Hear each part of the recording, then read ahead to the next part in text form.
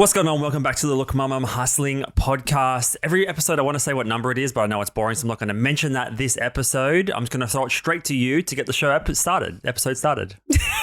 Nice intro, very quick. It sounded like you were doing like some sort of auction. I came in straight off a deep breath. I I haven't been to an auction before, not a proper real estate one. They look pretty intense. They do. I don't know how the auctioneer doesn't get a red face all the time. We're just like constantly talking. I thought I talked fast and didn't have to take any breaths. Imagine being an auctioneer. Maybe they just breathe through their nose at the same time. Sell me this cup of coffee right now and, as an auctioneer. We've got a coffee cup here for 2100. That's right. I shouldn't laugh. Keep going. I won't say anything. We've got a coffee cup here for 2100. Anyone? 21 for anybody? Do we have 500? 500. You're going from 21 to 500. It goes down in price. It's a different kind of auction. 0.500, so like 50 cents. Yeah. 500. Anybody? What about 25 cents? Everyone just walks away from the auction. You don't sell anything. But it's coffee. Everybody loves coffee. That's true. Yeah. I wonder if you could start an auction. Because you know how there's some NFT projects that we're looking at back in the dark days of 2020 when we were into NFTs and crypto and stuff. They used to do a thing, or they still do. It's a common form of auction called a reverse auction. So you start high and go lower. Oh, right. Yeah. What would be the purpose of that? I can't explain it that well because I'm a bit of a dummy. But basically, I think Gary Vee did it for one of his main project, reverse auction. We can just go straight to the internet for the answer, right? A reverse auction is a type of tendering process, so in terms of making money, used to obtain the best price by encouraging competition among bidders. In a reverse auction, each participant puts forward a single confidential bid during the auction window. So basically, because there's a scarcity, I guess, there's less of the things available. Mm-hmm. So you want to secure it at any cost. Right. Whereas if it gets lower and lower, that means more people have the ability to enter the market and get in. So you want to secure it at a higher number before it gets more accessible to more people because it's a lower barrier to entry. It's like the rich person silent auction. Instead of the highest person that gets it, it's the lowest person that bids gets it. No, it's not the lowest person. You want to beat the lower. You want to get in before the people with no money get in, essentially. Right. Does that make sense? Not really. No, it doesn't. The reverse auction just makes me think of the cheapest person that bids gets it. Let's go to a different example. A reverse auction is a type of auction in which sellers bid for the prices at which they are willing to sell their goods. It is opposite of a regular auction where a seller puts up an item and the buyers place bids until the close of the auction. In the end, the contract goes to the seller willing to accept the lowest amount. Maybe I'm getting it wrong. I feel like I'm right. Anyway, let's move on because it sounds dumb. But basically, you can just start high and go backwards, which is essentially right what you could do in terms of selling coffee. If you had the best coffee store in the whole country, it's not making any sense. Anyway, ChatGPT integrations. Smooth segue. It's in everything now. Yeah, so I was actually, I don't know if I mentioned it here before, but we use Notion, which I guess, how would you describe Notion? Like a management system of sorts. Imagine sheets mixed with docs, Google Sheets mixed with docs, mixed with power, there's Excel. You can pretty much every Google app built into one. Exactly, yeah, and it's all online, so cloud-based as well, and you can have it for an individual or for teams. It's just an extreme version of a project management tool, but with Google apps within it. Super simple. Anyway, basically I've been using that. We started using it a couple of years ago actually to kind of structure our life and set up routines and just to help plan videos and content and all that kind of stuff because it's an all-in-one place. It's literally good for everything. Yeah, 100% it is. And it's one of those ones where we sort of were iffy to get in it to begin with, but I have a feeling it's going to stay around for a while because it is super popular and it has so many multi-purpose uses. Yeah. So I was updating the Notion because we kind of neglected it for a little while. I have to-do tasks and like you said, you can organize and schedule and prepare content and stuff like that. And they have AI in there now, Notion AI. So basically, we mentioned ChatGPT here a few weeks ago. Yes, we did, yeah. Which is more or less It's like a chatbot that smart learning. It's AI essentially. Yeah, not really but I didn't get a chance to use this Notion AI because there's only a certain amount of uses and someone happened to use them all. Let me set it up and get into it. You're just jumping ahead of the gun. I mean, you can jump ahead of the gun and get shot if you like. It's up to you. But basically, ChatGPT is like an artificial intelligence that could spit out like a comprehensive answer based on all the inputs that it's received from different resources online and from different users asking questions and stuff like that. So it's just like the biggest knowledge base on earth. Basically Google, but with a more comprehensive answer as opposed to a set of search results. Yes. Anyway, before you get into it, Notion now has Notion AI. Yes. So, I mean, in Notion, you can write out tweets or you can like just draft text for whatever you want to do. But now it has an AI tool in there, so you can essentially skip part of the brainstorming process. Like if you want to write a blog post, for example, you can just say, what are the top 10 ways to boil an egg? It was probably only one or two, but maybe ChatGPT or 10 ways. Notion AI will give you 10 different ways. In order you can ask for it in a more simplified version or a more expanded version in dot points. So like the main point I'm getting to is, there's AI since the start of the year. It seems like it's just getting incorporated into everything. And we've seen earlier this week that it's now you can get it on your Apple Watch. Yes. And Mac as well. It's not built by Apple themselves or anything. They're third-party apps. But interesting now that it's sort of getting integrated into like every app, every platform.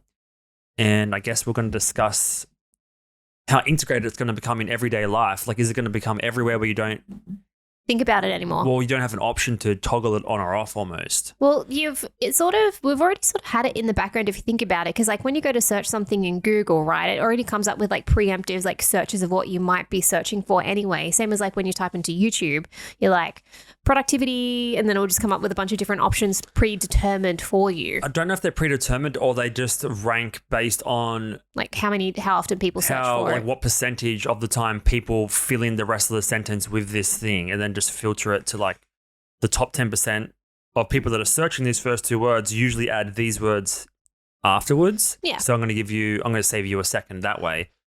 I don't think that's quite the same as AI. But it's almost like a rudiment, like a preemptive thing. Like, or like just like not version 1, but it's just like that's like the beginning stages of like preemptively like your search and your text and stuff. And now this is like, the next sort of. Yeah, so that's in Google search, but now you can't, like, you can do it in different apps on your watch. Like if you were to like say something on your watch, you can't really do it. I know like Gmail, when you type out like a message or something, it does give you the same kind of thing, like a preemptive selection of what the most likely ending to this sentence will be. Yes.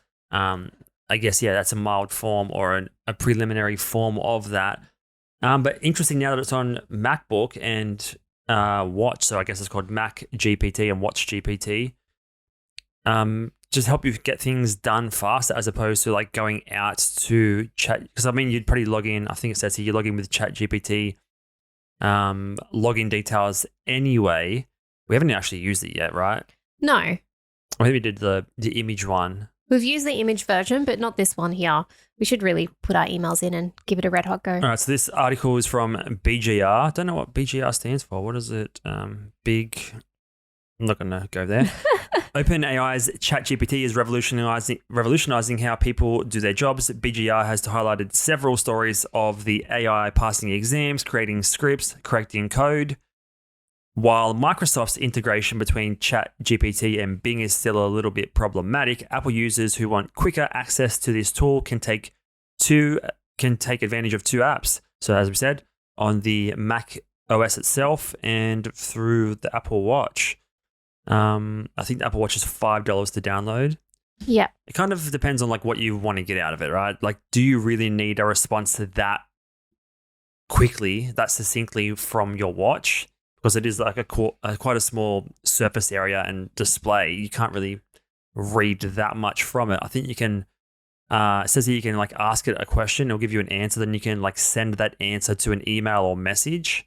So I guess if you don't have your phone handy, you could just be like, what's the 10 tallest mountains and how did they get formed from volcanoes or like whatever the answer is? It's going to spit out an answer, very random example. Well, I think this would be beneficial because think about like Siri is still so clunky. Like when you ask Siri questions and stuff like that. So unless if they're going to somehow integrate this with Siri or Apple are going to like improve on their own version potentially. But yeah, when you ask like, hey Siri, like it's very, very clunky. Sorry, my watch might go off now. Sorry. Yeah, that's true. It doesn't really dig into... It has its like the main things it's already expecting, but it can't go digging on your behalf with what you put into it. Exactly. So this just does that little bit extra in-depth research for you that you can then pass along. So there we go. So the key features include quickly getting answers to your questions or generate long messages without typing.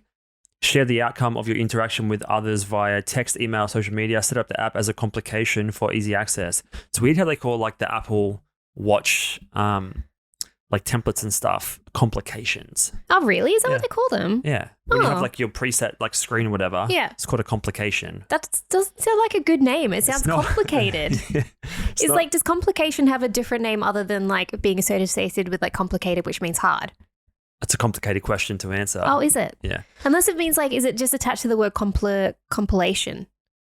No, complication and yeah, no. You're confusing the entire segment. Well, you're confusing me. I didn't even know that's what they're called. You learn something new every day. Yeah. I think the main thing here is being able to like forward it onto someone. Right. Via message or like sending it to your email for reference later. So that's kind of cool. And then obviously if you're on your Mac and you're doing an email or writing work or want to preliminary dot points about something you're putting together, then obviously you're on your Mac. You got the keyboard there anyway. It's sort of part and parcel. It's to be expected. Yeah. So Microsoft have it on board now, and Apple would have had to approve this to be in the Apple Store anyway for it to be able to be on an iOS device. To think about it. So it's in its way to Apple. So like how long until like Samsung get it involved? Like how long until these other big sort of these big companies just start incorporating all this sort of like preemptive AI, like text help. Interesting. So I thought the Bing one was already fully functioning. The new Bing preview will be available directly from the Windows. It's not even, you can join the waiting list. It's not even available yet. Yeah, I think it's still a bit clunky and stuff. And I think I've got an article in there like the GPT versus Notion AI as well. Like what are the benefits between either other? Because it's quite similar when you used it, like how to write a story and stuff. Yeah. But as you said, as you jumped the gun, I didn't realize there was a certain amount of searches you could do. Yeah. With Notion AI, and I did use them all up. I think it's $8 a month to incorporate it. It's okay. Again, one day we'll have like somewhere you can support us and we can buy these apps. ChatGPT, I feel like it's going to get bigger and bigger, and like it's still kind of in its preliminary, in the ice age, I guess you'd call it, in the dark ages of like, in terms of the adoption by the greater mass population. So I feel like it's going to become more and more popular, and at some point they're going to have to charge for it to make some money off it. So I'm wondering why Notion charges $8. They're just a middleman to some other. I mean, does it say in this article or? I'm not sure, but like like with Notion, so you do have a free version you got to paid for. So if you're already paying for Notion and then you use it a couple of times to be like, I work in marketing or I work in the design field or things like that, be like, oh man, this is going to save me so much time just to get started because it helps you with headings to the format. Again for the AI section. But if you're already paying, you see the value in Notion itself. So, having that little bit $8 extra. And it's like a business expense. It's a business expense. It's the time saved going to somewhere else to then copy back to Notion. It's just the all-in-one-ness. Yeah. And so if it's similar or it has like almost just as good capabilities as it, like why not just get it in Notion? Fair enough. So this article from WebC. WePC? Do you PC? I don't WePC. I don't PC. Do you? I think so. You Mac OS. Mac OS. While both ChatGPT and Notion AI offer AI-powered solutions to automate and simplify tasks, they serve different purposes. ChatGPT is primarily designed for creating human-like text responses to user input. On the other hand, Notion AI is geared towards simplifying and streamlining workflows by automating repetitive tasks. So the cool thing about it is you can ask it to, as I said, like spit out a paragraph for you, but you can also tell it to create a table for you. So you can say, you can just literally type in rank in table form, rank the top 100 countries based on their whatever, GDP, population growth, and it will just like create the table with the columns for the country and the percentages of that's growth. mad. Like it automatically does all of that for you. So That's it's pretty not cool. just the tech side, which I guess ChatGPT does, but the ability to use those tools that are already in Notion. So like I can see why it would be $8 then. If it's going to save you time, Yeah. it depends on how reliable the source is. Because I did, when I was scripting out a video I want to do using it, it actually, I tried rephrasing it the same thing a few different ways to see what kind of different responses it would give me. And it was generally the same thing. And it gave me an actual link to the source that it was pulling most of the data from. So the last thing you want to do is plagiarize or something. Yeah. So it's almost like if you think about it, it'd be like a Notion virtual assistant. Yeah, at the extreme level. Yeah. Like in real time. Yeah. As opposed to, hey, virtual assistant in Thailand, can you create this table for me? Create this table for me. Does it for you now, as opposed to I'll do that when it's in my working hours. Something. It's almost like the old school, like Microsoft with the little the paperclip, whatever its name was, that used to like pop up and be like, "What do you need help with?" You've mentioned this before a few times. Have I? You've got an obsession with this paperclip guy. I just remember so annoying. What was his name? I can't remember. Clippy? Clippy, maybe. I'm not going to Google it. No. So that's interesting. I wonder how integrated it's going to be. Like, is it going to be just built into like the normal iPhone text, like messages, like where it's just like a click, a drop down, where it's like, do you want the ChatGPT, the AI version response? Well, it just depends again. So like you have Siri, but again, like Siri gets smarter the more that you use it. But if this is already like millions of light years ahead in the way of like being able to support you and help you with your questions, then there's some way that Apple are just going to be like, let's just have a partnership and, incorporate it into Siri itself. But wasn't Siri like the beginning versions of this anyway? I'm not sure. I'm just Googling now what's the difference between Siri and ChatGPT, and there's quite a few recent articles. Oh. 7 hours ago on Tech Radar, ChatGPT will bury Siri for good if Apple doesn't move fast. So they're going to either have to buy up some other platform, and like Microsoft have already invested. The Microsoft are one of their main competitors. Yes, they've already invested millions and millions, probably billions. I don't know the actual number. It's up there though, more money than we have. But like if you were Microsoft though, and be like, well, if Apple are interested in, let's have a partnership, and then now Microsoft have got a hand in like the apple pie. Yes. Apple pie. That was unintentional little pun there. I'm just hungry now. It was a good joke, but now I'm just hungry. So they're going to either have to design it from scratch, which I mean, they probably have the resources and the time and the money to do such a thing, or buy up something else. So what's this? Get with the program. Microsoft is now stealing the lead in the innovation race with Bing, despite some early teething issues, but Google is hot on its tail. Keen users are creating ways to embed ChatGPT's more advanced conversational processing into Siri, which is kind of what we're already at and talking about. Playing the long game. Yeah, so Apple you're gonna hear something out of them. They're busy making their car, which we alluded to a few weeks ago as well. Yeah, but there was also glasses. And glasses. I mean, there's the VR glasses. That's what they're. I feel like we're at the bridging point between like we all know that like Web 3.0 is like the thing now, right?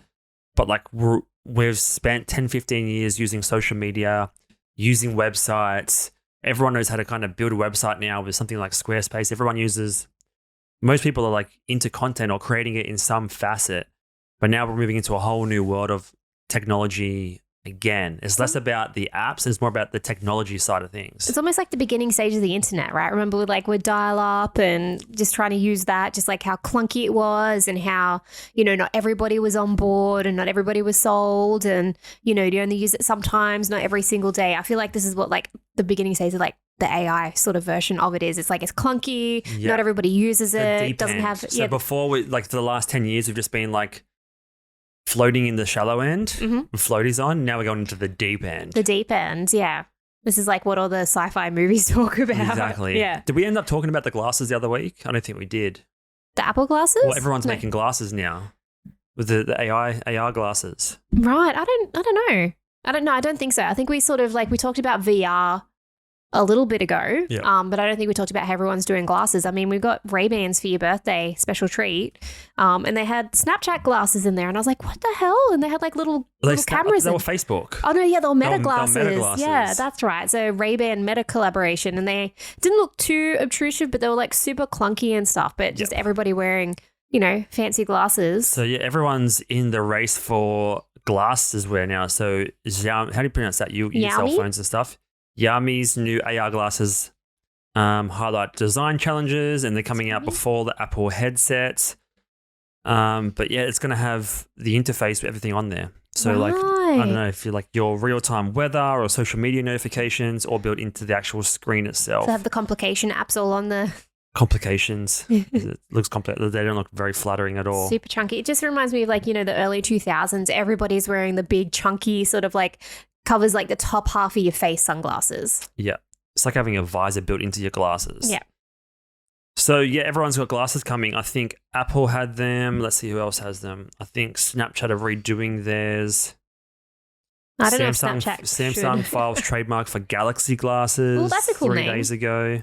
Samsung are pretty, like, they've got the word Galaxy down. Like, it's pretty awesome to have that as a... So we got Meta making them. We got Microsoft making them. Samsung, Apple. And then these fashion brands like Ray-Bans will come in and then do collabs. Yeah.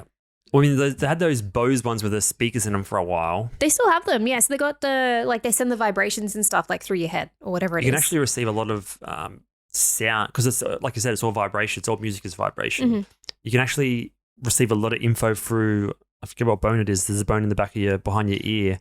I want to say like cochlear implants, right? Like that's the... Must be cochlear, but probably, yeah. Yeah, because that's where like hearing aids and stuff. So they're implanted there because it's like you can hear through there, which is pretty I believe amazing. you don't actually need the eardrum. I think you just go through the bone. Yeah. That's pretty crazy when you think Could be about wrong. it. Not a science. I mean, I did study science, but not Yeah, a scientist. but different type of science. But I think that's probably where they got the inspiration from Bose, right? Because you have like the hearing aids and stuff, and they come through, or the cochlear implants, I want to say, to be able to help hear. So yeah, like I was saying, there's a huge new wave of like technology coming. Like there's going to be more and more, like I guess not really smart cars because smart cars already exist, but Like cars, wearables. Well, it's just consumer electronic companies going into like different gadgets and electronics, and then bigger things like cars, transportation. So it's like the blending of, like, you're not seeing Toyota make glasses or Toyota making phones, right? Like they're going the other way because like the big 5 companies already, like most of them sell some hardware anyway, but they're making bigger and bigger hardware, more advanced. Yeah. But like it sort of makes sense that people are getting into glasses space. If you have a phone, you've got a tablet, you've got a computer, like what else, and you've got like the watch, like what else can you sort of have on your body as an accessory that you sort of use on a regular basis? It's like, because at some point there's going to be, like it's wearables, like smart wearables where there's technology built into it. Like you said, what can you wear? Like they start with a phone that's not tethered to your body. They give you a watch. You're used to a watch. Now, a watch you can take off, glasses you can take off, clothing you can take off. And then obviously it's the implants. That's Are you scared about that?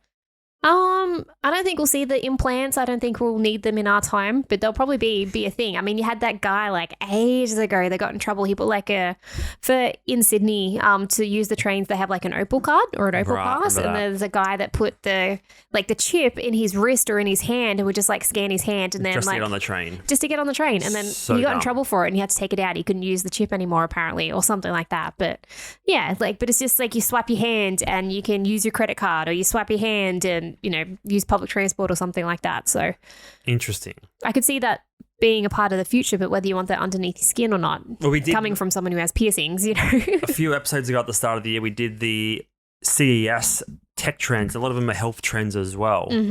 So obviously the glasses are like great for like blocking out the sunlight, protecting your eyes.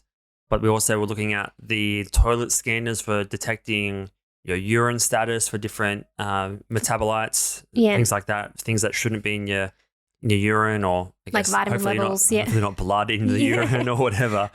Vitamin levels. Then we looked at the female ones. They can analyze your menstrual cycle and like when you're just through that. But yeah, imagine if you have like a chip just under like that measures your blood and be like, oh, your blood sugar's a bit high. I mean, I'm sorry, that's already a device at the moment for diabetes, but just but something that's a little bit less intrusive and just ongoing, constantly scanning your body without you having to forget. Because one of the big things with like taking tablets or if you're on any medication is like the biggest hurdle is like remembering to do the thing. So if there's something that can constantly be monitoring or some sort of system set up like in your toilet or whatever that constantly monitors, that could be helpful for improving like health, right? Lifespan, right? Like imagine if you tells you be like your vitamin D levels are a bit low, you need more iron, or like you need to drink more water today, like little things like that. I think when you telling me about something that actually chat, I don't think I have the article here. But well, I was going to say you've been looking at the FemTech stuff, which ties in perfectly to this. yeah, I was going to say the other one, the one that's like Yeah, lifespan. but like I just threw you a segue and you abandoned it right in the middle of it. Well, because I was going to talk about your one. That's no, but fine. like this is like a perfect segue. Yeah.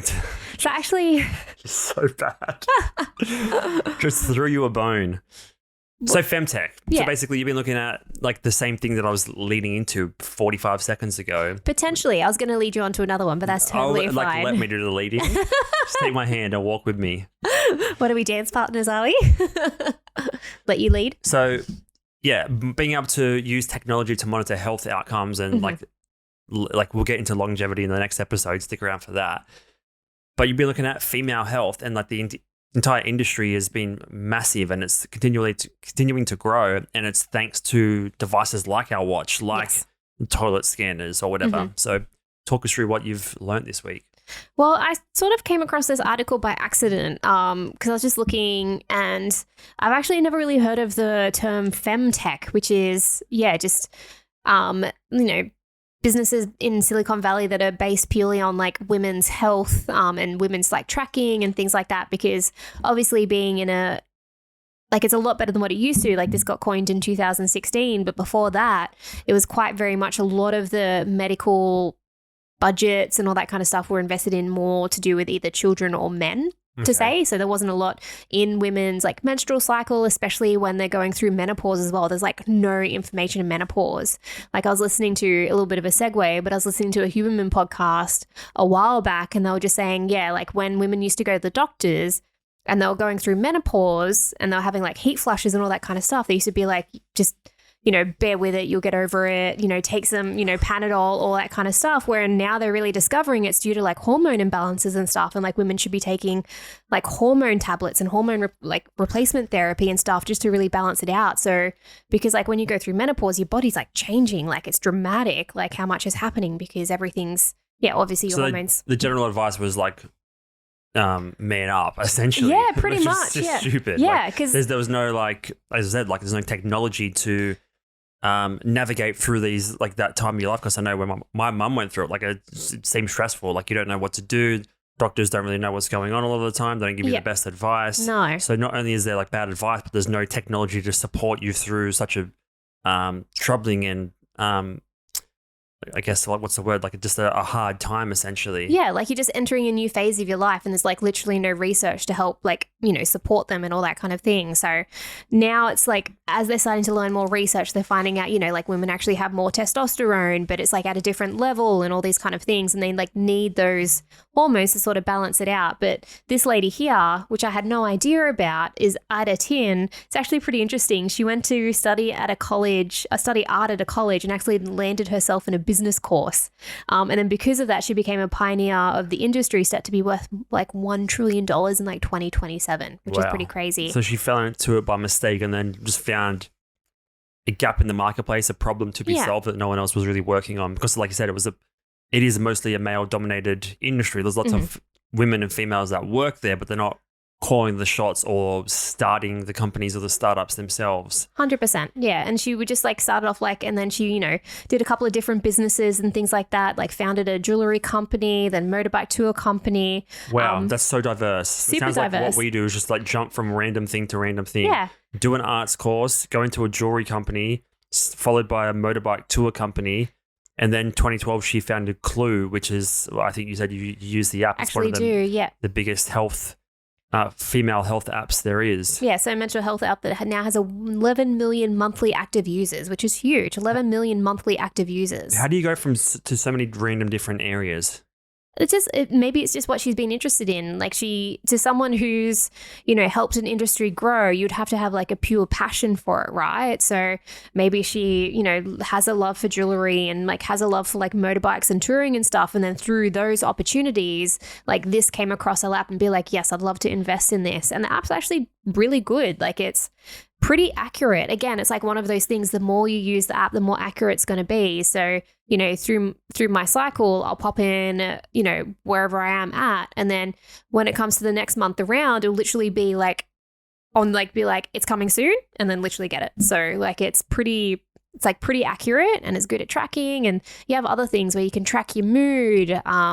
You can track like when you go to the doctors, you can track your vitamins, like all that kind of thing. So it's not just like your menstrual cycle tracker, it's like just a health tracker in general, which is awesome. And again, they have like a free version, which is totally easy to use, or you have a subscription version, which you get like extra features with it. Right. And so she's starting up, she's kind of the leader and the pioneer of this whole FemTech movement, right? I'm just reading here, very little money gets thrown at it for whatever reason. I don't know if investors just don't prioritize that compared to other things. Maybe they don't know if there's enough of a return on their investment to get into the space, but 50% of the population are women, and the majority are adults that want to, I guess, more and more as the years go by in the 21st century, look after their health, and they get more and more involved with gadgets and technology as the years go by. So it seems like a massive opportunity in the market. Yeah. And think about like you're saying, like those investors are mainly like male dominated, and they tend to invest in things they believe in. But if you're not a woman, it doesn't really come across your radar in a way. So it's not really something you super like believe in a way. So it would hard to get investors to be like, yo, this is a female trade. They're like, so like, how does it affect me kind of thing. So it's just one of those things. That's probably why it's not getting as much, but it is gaining momentum because, you know, that investor space is becoming a little bit more diverse in a way. Interesting. Yeah. Unless you're Elizabeth Holmes and you can just suck fake it till you make fake it. it till you make it. But again, that wasn't like a female-centric Business. outcome. No. Yeah, this is purely just for women.